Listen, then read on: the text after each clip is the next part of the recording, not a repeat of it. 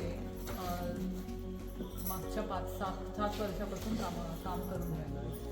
तर आम्हाला असं वाटलं की खादीला आम्ही जास्तीत जास्ती कसं प्रमोट करूया आणि नवीन जी पिढी येते त्यांना कसं ते रेलेव्हंट करूया म्हणून आम्ही ते सुरू केलं पूर्ण खादीचं मध्ये काम करणं. त्याच्यामध्ये आम्हाला असं हे झालं की खादी नुसतेच उत्पादन करून त्याच्यामधून जे त्याच्या मागे आम्ही जे लाईव्हलीहूड्स तयार करू शकतो या एम्प्लॉयमेंट जे गावात जनरेट करू शकतो ते खूप महत्त्वाचं आहे. आणि त्याच्यामध्ये बेंगॉल झालं या साऊथचे क्लस्टर्स झाले या गुजरातमध्ये झालं इथे भरपूर खादी बनते.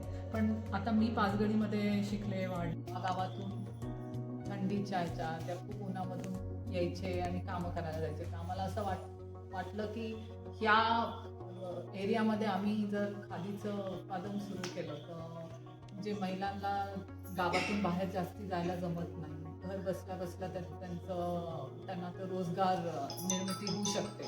तर तो आम्ही खादी फाउंडेशनच्या इनिशिएटिव्हमधून पूर्ण करायचा प्रयत्न जास्तीत जास्ती गावांमध्ये आम्ही रोजगार कसा देऊ शकतो आणि घरी बसून महिलांना कसं त्याचं फायनान्शियल इंडिपेंडन्स देऊ शकतो हे या मेन आमचं फाउंडेशनचं ऑब्जेक्टिव्ह आहे. आणि जेन्युइन खादी बनवत